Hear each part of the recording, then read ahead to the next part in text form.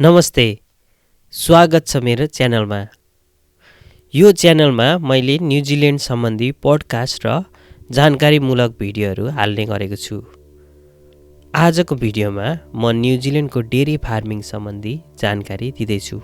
New Zealand, जुन देश आफ्नो शुद्ध प्राकृतिक सुन्दरताका लागि प्रख्यात छ, त्यसै गरी असाधारण डेरी फार्मिङ उद्योगको लागि पनि प्रसिद्ध छ।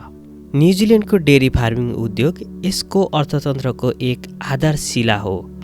यसले देशको जीडीपीमा महत्त्वपूर्ण योगदान पुर्याउँदै आएको छ र विश्वव्यापी डेरी उत्पादनमा महत्त्वपूर्ण भूमिका खेलेको छ। वार्षिक रूपमा डेरी क्षेत्रले करिब 18 बिलियन न्युजिल्यान्डको अर्थतन्त्रमा योगदान पुर्याउँछ। यसले डेरी फार्मिङको महत्त्व र प्रभावलाई स्पष्ट पार्छ। न्युजिल्यान्डमा 4.9 मिलियनभन्दा बढी गाईहरू छन् भन्ने अनुमान गरिन्छ, जुन न्युजिल्यान्डका 4 प्रमुख क्षेत्रमा पाइन्छ: वाइकाटो, क्यान्टरबरी, टारानाकी र साउथल्यान्डमा। वाइकाटो, जो उत्तर टापुमा अवस्थित छ, सबैभन्दा ठुलो डेरी उत्पादन गर्ने क्षेत्र हो।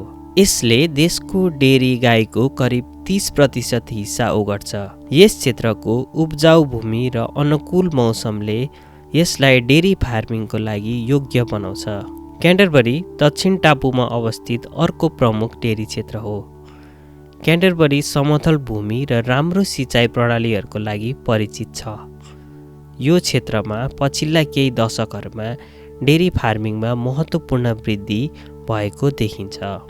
टारानाकी पनि उत्तर टापुमा अवस्थित डेरी फार्मिङको ऐतिहासिक महत्त्वको क्षेत्र हो। यस क्षेत्रको ज्वालामुखीय माटो र लगातार वर्षाले यसको उत्पादक चरणहरू अथवा प्रोडक्टिभ पास्चर्सलाई योगदान पुर्याउँछ। साउथल्यान्ड दक्षिण टापुको दक्षिण छेउमा अवस्थित क्षेत्रले पनि डेरी उद्योगमा बढ्दो महत्त्व पाउँदैछ। साउथल्यान्डको चिसो मौसम र प्रशस्त वर्षाले डेरी फार्मिङको लागि उपयुक्त अवस्था सिर्जना गर्दछ। न्युजिल्यान्डको डेरी फार्मिङको एक अनौठो पक्ष भनेको यसको चरण आधारित प्रणाली हो, अर्थात् पास्चर-बेस्ड सिस्टम। यहाँका गाईहरू अधिकांश समय बाहिर हरियो र समृद्ध चरणमा चर्ने गर्दछन्।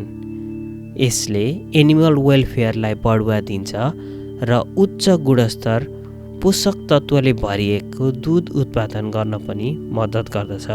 न्युजिल्यान्डमा दुध दुहुने प्रक्रिया अथवा मिल्किङ प्रोसेस चाहिँ परम्परागत र आधुनिक प्रविधिको मिश्रण हो। डेरी फार्मरले एडभान्स उपकरणहरू प्रयोग गर्छन् जसले दक्षता र स्वच्छता सुनिश्चित गर्दछ। अटोमेटिक सिस्टम र सावधानीपूर्वक अनुगमनले गाईहरूको स्वास्थ्य र तिनीहरूको उत्पादन गर्ने दुधको गुणस्तर कायम राख्न मद्दत गर्छ। दुध सङ्कलन गरेपछि राम्रोसँग क्वालिटी टेस्टिङ र प्रोसेसिङ गरिन्छ। गुणस्तर नियन्त्रण अत्यन्त महत्त्वपूर्ण छ। प्रत्येक ब्याचको दुधलाई शुद्धता र पोषक तत्त्वहरूको लागि परीक्षण गर्ने गरिन्छ। यसले उपभोक्तामा पुग्ने दुध उच्चतम स्तरको हुनलाई सुनिश्चित गर्दछ। न्युजिल्यान्डको डेरी फार्मिङमा सस्टेनेबिलिटी प्र्याक्टिस गरिन्छ। यहाँका किसानहरू वातावरणको संरक्षण गर्न एकदम प्रतिबद्ध छन्। तिनीहरूले वाटर कन्जर्भेसन र रिसाइक्लिङ सिस्टम्सदेखि लिएर solar and wind renewable energy जस्ता ऊर्जा स्रोतहरूको प्रयोग गर्ने र विभिन्न वातावरण मैत्री अभ्यासहरू अपनाउने गर्दछन्। त्यसै गरी डेरी फार्मिङको कार्बन फुटप्रिन्ट कम गर्नमा विशेष पहल गरिन्छ, जस्तै चरण व्यवस्थापन सुधार अथवा पास्चर म्यानेजमेन्ट, माटो स्वास्थ्य सुधार र फोहोर व्यवस्थापन प्रणालीहरूको कार्यान्वयन गर्ने गरिन्छ। यी अभ्यासहरूले जलवायु परिवर्तनलाई कम गर्न मात्र मद्दत गर्दैन, साथसाथमा फार्मिङ उद्योगको दीर्घकालीन व्यावहारिकता समेत सुनिश्चित गर्दछ। डेरी फार्मिङ उद्योगले स्थानीय समुदायहरूमा पनि महत्त्वपूर्ण भूमिका खेल्छ। डेरी फार्महरूले रोजगारका अवसरहरू प्रदान गर्छन् र स्थानीय अर्थतन्त्रलाई बढाउन मद्दत गर्छन्। डेरी उद्योगमा काम गर्ने कामदारहरूले वार्षिक रूपमा न्युजिल्यान्ड डलर 50,000देखि 70,000सम्म कमाइ गर्छन् आफ्नो जिम्मेवारी र अनुभवको आधारमा।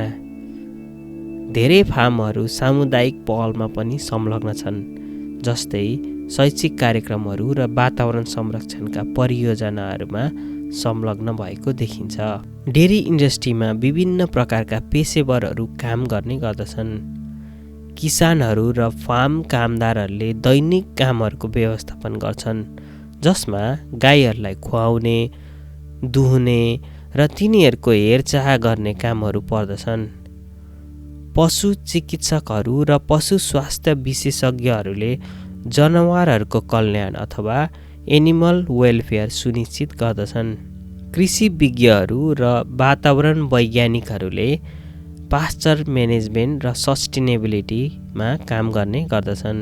साथै डेरी प्रोसेसरहरू र गुणस्तर नियन्त्रण प्राविधिकहरूले दूधको उच्च स्तर कायम गर्न प्रशोधन र परीक्षणको निरीक्षण गर्दछन्।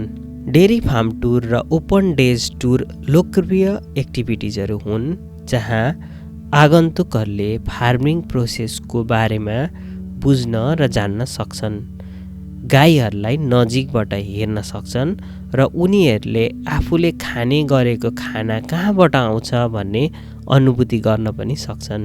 यस्ता टुरहरूले सहर र ग्रामीण फार्मिङ जनजीवनको सम्बन्धलाई प्रवर्धन पनि गर्छन्। न्युजिल्यान्ड वर्ल्डवाइड डेरी मार्केटमा एउटा प्रमुख खेलाडी हो। न्युजिल्यान्डको डेरी उत्पादनको एउटा महत्त्वपूर्ण हिस्सा निर्यात गरिन्छ, जुन विश्वभरका उपभोक्ता समक्ष पुग्छ। न्युजिल्यान्डका डेरी उत्पादनहरू गुणस्तरको लागि प्रसिद्ध छन् र धेरै देशहरूमा प्राथमिकताका साथ त्यसलाई खपत गरिन्छ। समग्रमा भन्नुपर्दा न्युजिल्यान्डको डेरी फार्मिङ उद्योगले गुणस्तर, स्थिरता र समुदायप्रतिको देशको प्रतिबद्धतालाई प्रमाणित गर्छ। हरियो चरणहरूदेखि अत्याधुनिक प्रशोधन सुविधासम्म र डेरी फार्मिङ प्रक्रियाको हरेक कदमलाई उत्कृष्टता सुनिश्चित गर्न एकदमै सावधानीपूर्वक व्यवस्थापन गरिन्छ। न्युजिल्यान्डको डेरी फार्मिङ उद्योगको बारेमा मैले तयार गरेको सामग्री हेरिदिनु भएकोमा धेरै धेरै धन्यवाद।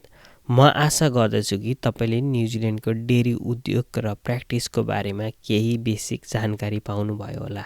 कृपया लाइक, कमेन्ट र सब्सक्राइब गर्न नबिर्सिनुहोस् र अर्को पटक अरू विभिन्न न्युजिल्यान्डको विषयहरूको बारेमा भेटौँला। हस्त, धन्यवाद।